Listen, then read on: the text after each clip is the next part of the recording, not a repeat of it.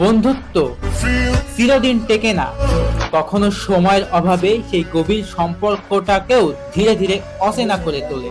এক সময় যাদেরকে ছাড়া একটা দিনও কল্পনা করা যেত না, আজ তাদের খোঁজ না নিয়েই দিন কেটে যায়। আমার কোনো বন্ধু ছিল না, যারা ছিল সবাই ছিল পথ চলার সঙ্গী। দূরপাল্লার ট্রেনের আমার পাশের সিটের সঙ্গী একে একে এক এক স্টেশনে নেমে গিয়েছে, তবুও ভালো থাকুক তারা। আমার মনে হয় বন্ধুত্ব বলতে কোনো কিছু হয় না, সবাই একটা টাইমের মধ্যে থাকে, দেন তারা সবাই হারায় যায়। যদিও এটা আগে মানতাম না, বিশ্বাস করতাম না, কিন্তু এখন পুরোপুরি বিশ্বাস হয়ে গেল। ফ্রেন্ডশিপ নিয়ে গর্ব করতে নেই, সময়ের ব্যবধানে একদিন তারা থাকবে না, অনেকটাই দূরে চলে যাবে।